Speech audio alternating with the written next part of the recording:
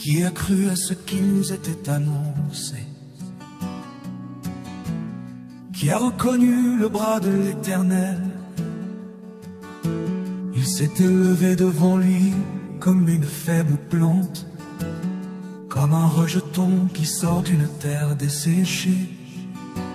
Il n'avait ni beauté ni éclat pour attirer nos regards, et son aspect n'avait rien pour nous plaire. Roi méprisé et abandonné des hommes, homme de douleur et habitué à la souffrance, semblable à celui dont on détourne le visage, nous l'avons dédaigné, nous n'avons fait de lui aucun cas. Qu'abandon, ce sont nos souffrances qu'il a portées, c'est de nos douleurs qu'il s'est chargé. Et nous l'avons considéré comme puni, frappé de Dieu et humilié. Mais il était blessé pour nos péchés, brisé pour nos iniquités. Le châtiment nous donne la paix, tombé sur lui. Et c'est par ses meurtrissures que nous sommes guéris. Nous étions tous errants comme des brebis, chacun suivait sa propre voie, et l'Éternel a fait retomber sur lui l'iniquité de nous tous. Il a été maltraité, opprimé, et il n'a point ouvert la bouche. Semblable à un agneau qu'on mène à la boucherie, à une brebis muette devant ceux qui l'attendent. Il n'a point ouvert la bouche.